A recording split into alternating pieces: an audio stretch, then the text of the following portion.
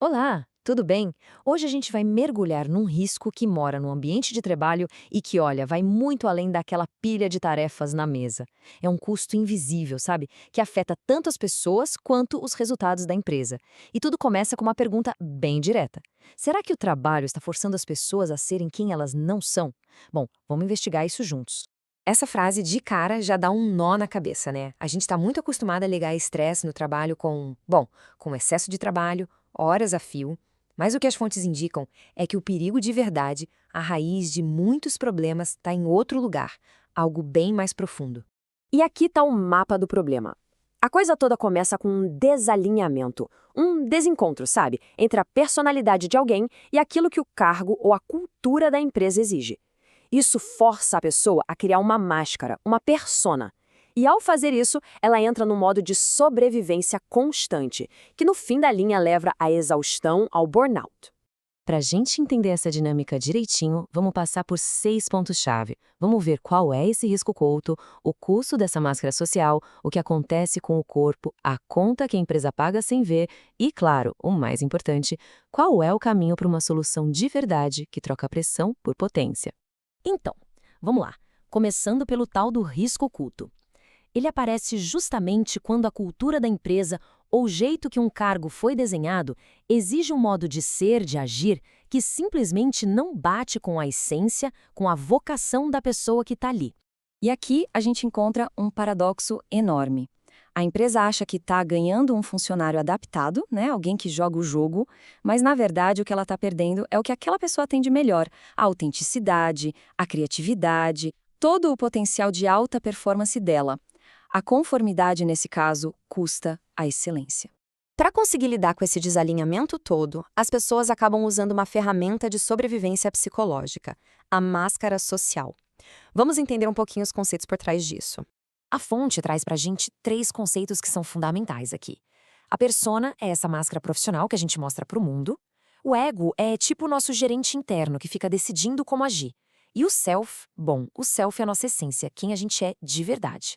O problema começa quando a persona, essa do escritório, fica muito, mas muito longe do self.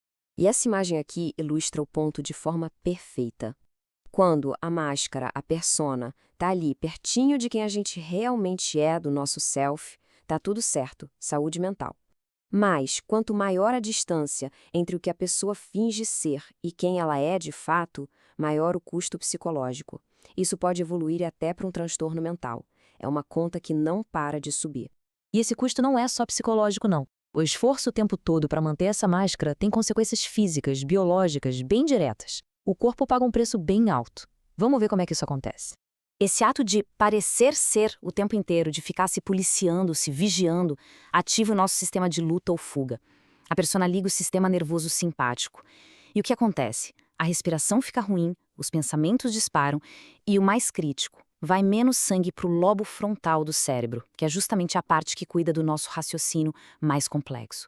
Com esse estresse crônico, o colapso é só questão de tempo. E as consequências são diagnósticos clínicos bem sérios: ansiedade, o esgotamento total do burnout, o desengajamento crônico do burnout, aquele tédio profundo do bore-out, depressão e até várias doenças que aparecem no corpo, as somatizações. E tudo isso começou lá naquela dissonância inicial. Agora, vamos amarrar esse sofrimento individual direto aos negócios, porque toda essa tensão vira uma conta invisível, mas muito real para a organização. A empresa paga essa conta de três jeitos principais. Primeiro, na energia psíquica que a gasta à toa, que podia estar sendo usada para produzir. Segundo, na performance, que despenca por causa da menor capacidade cognitiva. E terceiro, no risco psicossocial, que se traduz em mais afastamentos, mais doenças e até multas, como previsto na norma NR1 aqui no Brasil. Ok, então como é que se resolve isso? A resposta, olha, não está naquelas soluções mais comuns de bem-estar.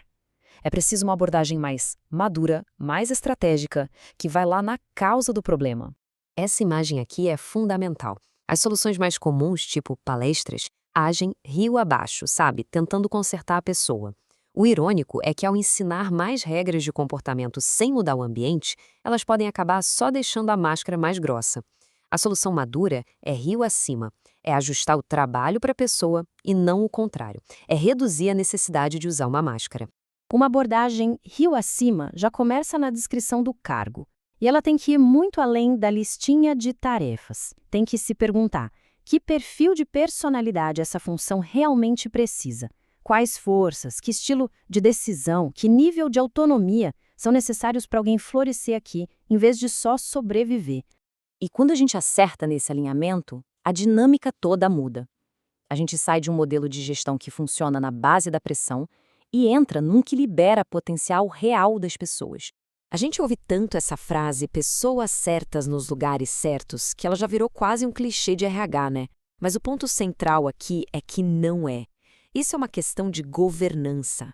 É uma estratégia fundamental para diminuir riscos e garantir um desempenho que seja de verdade sustentável no longo prazo. E o resultado é nítido.